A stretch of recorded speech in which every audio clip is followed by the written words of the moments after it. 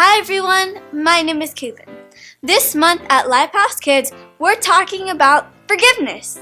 Forgiveness means deciding that someone who has wronged you doesn't have to pay. Our memory verse for this month is Colossians 3:13. Read it with me. Put up with one another. Forgive one another if you're holding something against someone. Forgive just as the Lord forgave you.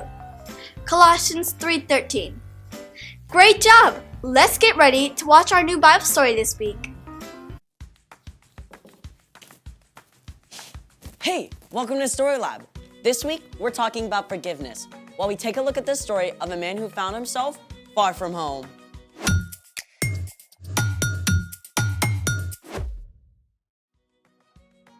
Hey, I'm Skylar. And I'm Sebastian, We're talking about forgiveness. which is deciding that someone who has wronged you doesn't have to pay. What's that? I thought I tried my hand at a little sketch for today's show. Can I see it? It's not good. Please. I mean, It looked really good from what I saw. Can I see it? okay. The fig is really cute. I like it. Can I have it back? Yeah, of course. Oh no! I am so sorry. Great. Thanks. Okay. What are you doing? It's ruined. No, you can totally save that. Make it into something cool. You have to say that because you messed it up. No, lots of great artists make big mistakes and use them in their artwork. Really? For sure. In fact, I know one of them. Her name is Whitney, and we're gonna talk to her. Right now. Did you plan this? Happy accident. Hey, Whitney, come on in. Hey. Hi. Good to see you. Yes, you too. Thanks for coming on the show. Thanks for having me. So, why don't you tell everybody a little bit about what you do? Sure, I am an artist. I draw and I paint. I also do some cut paper animation. I've been drawing and painting since I was a little girl. That's awesome. What do we have here? Right, so I like to draw from observation. This is candy and that I had lying around my house, and a plant, and also trees. I love drawing trees in different seasons. These are amazing. What got you interested in art? Well, I've always loved to draw and paint, but when I was in high school, my art teacher laughed at me because I couldn't read a ruler. And she said, "You're gonna be an art teacher," and that is exactly what I did. Yeah, I mean, whenever I like to paint, it always turns into some unrecognizable color blotches. Well, I made a lot of mistakes too when I first started painting, and I still struggle with how to create what I see in my imagination. So, what do you do with your mistakes? Well, I like to say that I repurpose them. Take this for example. I was using my hot glue gun and it dripped all over this canvas I was already working on. Honestly, it still looks pretty cool to me, but I get what you mean. So, how will you repurpose that? I've got a few ideas. Can I show you later? Absolutely. In the meantime, it's time for... The story before the story. Today, we're in Luke. But before Luke, in the very beginning, out of a deep, deep love, God made an amazing world. But when people turned away from God, the world was broken. God made a plan to draw people back into relationship. So, at the right time, God sent a tiny baby to be born in the small town of Bethlehem. God's very own son, Jesus. When Jesus grew up, he began to travel from town to town, teaching and healing. Often when Jesus taught, he spoke in parables or stories using everyday things to help people understand spiritual truths. Which is where our story starts. Take it away. Hey everyone, I'm Chloe. Hi, Chloe. One day, while Jesus was teaching, a group of tax collectors and others who were considered outcasts gathered around Jesus. The religious leaders were totally shocked by this. This man welcomes sinners and riffraff. He even eats with them. Jesus turned to the leaders and invited them to listen too. He spoke to them in parables, or stories, one about a lost sheep and one about a lost coin. The third story was about a lost son. There once was a wealthy man who had 2 sons. The youngest son was totally fed up with living at home. He hated having to do what his dad said and trying to live up to his perfect big brother. So, he did something extreme. Give me my share of all your money. Now, this was really rude, but it's even worse than you might think. Usually, family money would only be passed on to children after the father died. So it's like the younger son was saying he wished his father was dead. Even though the father must have been terribly hurt, he divided up his property and gave a share of the money to the younger son. I'm in the money. Woohoo, the sky is sunny. The younger son took off for a faraway country. When he arrived, he started spending money like it was water. Fine clothes, awesome food, wild parties. The younger son lived it up, big time. But you can guess what happened. The money ran out. And right about that time, a famine hit. It was hard to find food, even if you did have money. The younger son was stuck. So he went to work for a pig farmer. The younger son was so desperate, he actually wanted to eat the disgusting pig scraps. The sharp hunger in his stomach woke him up. At home, my father's servants have more than enough food to eat. But I'm dying from hunger. The younger son started to form a plan. I'll go home to my father. I'll say to him, Father, I have sinned against heaven, and I have sinned against you. I am no longer fit to be called your son. Make me like one of your hired servants. Yeah, that's it. So the younger son set off for home.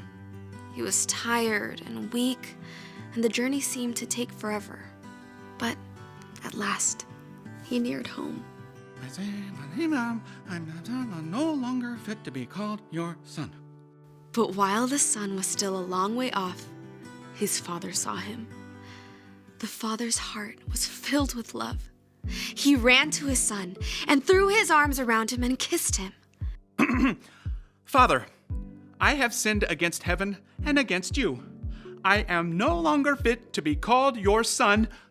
But the father called out to the servants. Quick, bring the best robe and put it on him. Put a ring on his finger and sandals on his feet. Bring the fattest calf and kill it. Let's have a feast and celebrate. This son of mine was dead, and now he is alive again. He was lost, and now he is found.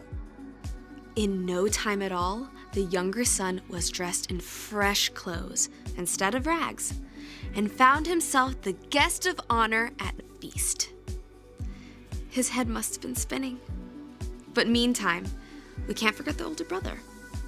The whole time his kid brother was out living wild and wasting money, the older brother was working hard for their father. The older brother had been out in the field all day, so when he came home to the sounds of music and dancing, he was shocked. He called one of the servants. What's going on? Haven't you heard? Your brother came back. Your dad's so excited, he killed the fattest calf for a party. What? You should come in. Your father's looking for you. Let me think. No. Just think what you'd feel like if you were the older brother. This whole thing was so unfair. When the father came out and begged his older son to come in, the son let him have it. Look, all these years, I've worked like a slave for you. I have always obeyed your orders. You never gave me even a young goat so I could celebrate with my friends.